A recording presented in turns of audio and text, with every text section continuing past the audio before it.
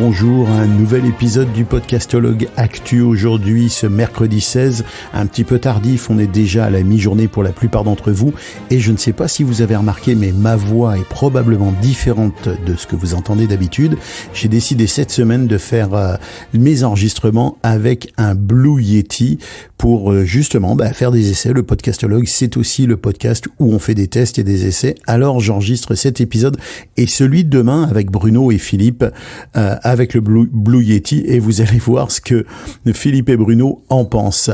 On commence tout de suite notre épisode avec ces infos. Cette semaine, le baromètre Acast du podcast, l'incontournable baromètre Acast. Rien de très nouveau à signaler dans le sens où les tendances restent quand même toujours à peu près les mêmes sur la progression des écoutes, etc., etc. Mais je note quand même dans ce baromètre quelque chose qui, moi, me semble très intéressant, c'est qu'on emploie le terme podcast natif à l'opposition des podcasts replay, des podcasts radio. Alors on fait la distinction entre les deux, puis je trouve ça intéressant parce que ça permet justement de voir les chiffres du natif et les chiffres du replay qui sont quand même deux choses extrêmement différentes. Alors, selon Acast, qui se base, il faut le savoir, sur les données de Podchaser, les auditeurs de podcasts radio, donc les replays, sont en majorité des hommes, 67%, à un âge moyen de 40 ans, et 38% ont fait des études supérieures. C'est pour ça que je vous disais qu'il n'y a rien de nouveau, parce qu'on est vraiment dans la statistique commune des utilisateurs, des auditeurs de l'univers du podcast. En revanche, au niveau du podcast natif, on a un public qui est plus équilibré, 53% de femmes et 47% d'hommes, un âge plus jeune, un âge moyen d'environ 32 ans, une population relativement éduquée. Tout dépend ce qu'on appelle relatif, puisqu'on a quand même 59% de gens qui ont fait des études supérieures. Alors, en ce qui concerne les plateformes d'écoute, Spotify et Deezer gagnent en popularité. Ça, c'est évidemment pour Spotify pas une surprise, mais pour Deezer, c'est une bonne nouvelle. Tandis que les applications spécialisées connaissent une légère baisse. Les applications les plus utilisées restent Apple Podcast, Spotify, Deezer, suivi de Podcast Addict, mais très très loin, puisqu'on est à 36 ou 37% avec Apple Podcast et 3 ou 4%, entre 3 et 3,5% pour Podcast Addict. Et on qualifie les autres applications dans leur ensemble d'environ 11%. Alors voilà, donc on a vraiment un gap entre les grosses applications et les petites applications, d'où l'intérêt quand vous lancez un podcast de le placer sur Spotify et Apple Podcast qui, à eux deux, réunissent entre 60 à 75% suivant les études qui sont menées des écoutes de votre auditoire. Donc c'est très important. Alors on souligne aussi dans ce baromètre Acast un élément intéressant. La régularité de la publication est une règle d'or dans le monde du podcast. Elle favorise la fidélisation. Là, je ne vous apprends rien, c'est quelque chose qui est évident. On observe une hausse notable du nombre d'épisodes moyens publiés selon les podcasts. Alors ça, c'est un chiffre qui pour moi pose d'énormes problèmes parce que les séries fermées à 6 épisodes ou à 8 épisodes et les podcasts récurrents sont qualifiés dans la même catégorie, donc on a beaucoup de mal à savoir quand on dit il y a tant de podcasts qui s'arrêtent au bout d'un moment de quoi on parle. Et il y a un élément qui est souligné, c'est les players embed, qui sont donc les players embarqués sur des sites web, se révèlent être un allié important pour les médias avec des sites tels que Le Parisien, Binge Audio et Podmust qui génèrent une part significative des écoutes grâce à ce système. Et de quoi on parle ? On parle des players qui permettent, pendant la lecture d'un article, de tomber sur un podcast, de le lancer, de l'écouter et de le découvrir. Ce sont des players qui augmentent énormément la découvrabilité des contenus, et c'est d'ailleurs le système qui est utilisé par Edisound, qui est le partenaire de ce podcast, je le rappelle. Si vous voulez en savoir plus à ce sujet-là, j'ai fait une longue entrevue d'1 heure avec Julien Moss, le fondateur et le CEO de Edisound, qui explique en long, en large et dans le détail comment ça fonctionne avec des tarifs. En ce qui me concerne, je considère en toute objectivité que c'est certainement l'un des meilleurs systèmes qui existent pour faire écouter et pour faire découvrir votre podcast. Et on poursuit cette actualité avec SoundCloud qui a créé des outils de messagerie. Ils appellent ça Fans pour aider les artistes à se connecter avec leurs supporters, avec les gens qui les écoutent. L'outil sera disponible pour les abonnés, pour les artistes qui sont abonnés à Nextpro. Et donc ça fournira finalement une liste des gens, des auditeurs les plus dévoués, les plus récurrents, les plus habitués à chaque artiste, et ça donnera la possibilité justement aux différents podcasteurs, artistes, musiciens, etc. de communiquer directement avec cette fanbase la plus dévouée.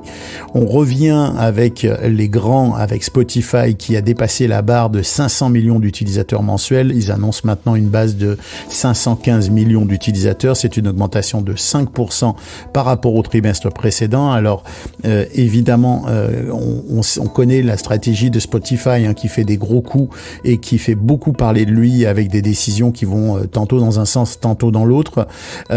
Spotify continue d'annoncer que il n'arrive pas à rentabiliser l'application. Pourtant, la progression quand même de 5% est intéressante.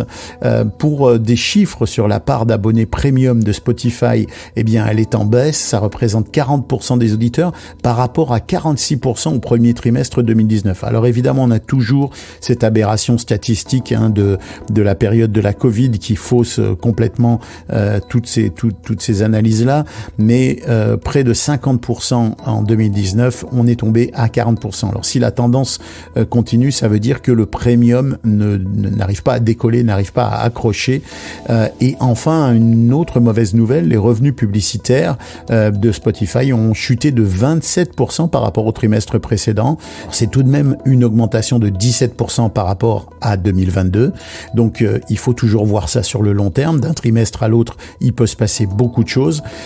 Mais ça reste quand même une situation difficile puisque les chiffres de l'exploitation de Spotify se sont élevés à 156 millions d'euros contre 231 millions d'euros au quatrième trimestre 2022. Ça veut dire qu'il y a quand même une différence assez importante et la société prévoit des pertes d'exploitation de 129 millions d'euros pour le deuxième trimestre 2023. Voilà. Alors c'est des défis que Spotify doit réussir. On comprend qu'ils fonctionnent selon un système à risque. Ils font des enjeux, ils se lancent dans des choses risquées pour faire parler d'eux et pour prendre le leadership sur Apple Podcast. Ça marche en termes d'abonnés, mais c'est plus compliqué en termes financiers. Une autre information qui vient de l'IAB cette fois et de PwC sur le marché du streaming audio, la diversification des catégories de podcasts et le moteur de la croissance des revenus publicitaires. Qu'est-ce que ça veut dire? Ça veut dire que plus de podcasts de nature différente, plus de sujets différents dans l'univers du podcast, c'est une bonne chose. Ça diversifie la publicité, les possibilités de faire de la publicité. On le comprend évidemment. Plus il y a de sujets, plus on va aller chercher des annonceurs différents, plus les annonceurs nichés vont se reconnaître dans le podcast qui est lui aussi un média de niche. Le podcast et la publicité dans le podcast continuent d'être très attractifs et d'ailleurs sont en forte hausse puisque l'entrée dans la publicité du podcast qui est somme toute peu coûteuse est un élément moteur justement pour les entreprises, pour les compagnies, pour les marques, pour aller faire de la publicité. 28% des revenus publicitaires provenaient d'annonceurs dans des catégories telles que la défense des droits, l'amélioration de l'habitat, l'éducation. Les catégories d'annonceurs qui étaient du domaine des arts, des divertissements sont moins importants, mais on est quand même dans des pourcentages de 14, 13, 10%. C'est plutôt pas mal et c'est toujours en progression. David Cohen, le PDG de l'IAB, a déclaré: il est désormais clair que la croissance du podcasting n'était pas qu'un simple changement temporaire de comportement. La diversité des voix et des contenus, souvent destinés à des publics sous-représentés, attire de plus en plus d'auditeurs et suscite davantage d'intérêt de la part des annonceurs. Donc on a encore de belles journées devant nous avec la publicité sur les podcasts. On est toujours dans des actualités sur la publicité et sur la place du budget publicitaire chez les marques, et toujours avec l'IAB et PwC. Les dépenses publicitaires dans les podcasts devraient atteindre 2,78 milliards de dollars cette année aux États-Unis, et là on parle d'une augmentation de 25% de ces dépenses publicitaires. D'ici 2025, ces dépenses devraient atteindre près de 4 milliards de dollars. Alors l'IAB a annoncé 4 milliards de dollars autour de 2023-2024. Est-ce que la date a été repoussée à 2025? Je l'ignore, mais on va suivre ça de près pour savoir si ce budget publicitaire qui augmente quand même de 25% d'une année sur l'autre va ralentir à un moment donné. On n'est pas du tout dans cette phase de ralentissement. D'autres informations en vrac, c'est iHeartMedia qui vise maintenant le million d'auditeurs. iHeartMedia a lancé un nouveau studio de podcast qui s'appelle Ruby. La société a annoncé qu'ils vont avoir 73 podcasts avec plus d'1 million de téléchargements par mois. Et donc iHeart mise évidemment sur sa force et la force de son réseau. Et donc il mise beaucoup sur la radio traditionnelle pour attirer de nouveaux auditeurs et construire une audience pour développer des podcasts. Alors voilà, c'est déjà la fin de cet épisode. Je vous rappelle que les informations relatives à cet épisode bien sont dans la description de l'épisode. Vous retrouverez aussi beaucoup d'autres liens, beaucoup d'autres informations dans l'infolettre du Podcastologue, qui ne sera pas en ligne cette semaine, mais la semaine prochaine, puisqu'elle est toutes les 2 semaines. Et puis demain, jeudi, vous pourrez entendre l'épisode avec Bruno et Philippe. On parle de nouveautés, on parle de plusieurs nouveautés, et on discute aussi ardemment de la question de la vidéo dans le podcasting, un sujet qui a fait un peu débat sur un post que j'ai fait sur LinkedIn cette semaine et que je vous invite éventuellement à aller regarder, commenter, donner votre avis. Alors voilà, c'est encore une fois la fin de cet épisode. Je vous remercie de l'avoir écouté. Si vous l'avez apprécié, notez-le, commentez-le, n'hésitez pas à mettre des étoiles et poser des questions sur Spotify. Je vous donne rendez-vous la semaine prochaine pour un nouvel épisode 100% Actu. Je vous dis que ce podcast est une production GoScript Media. La musique que vous entendez vient du catalogue musical de BAM Music.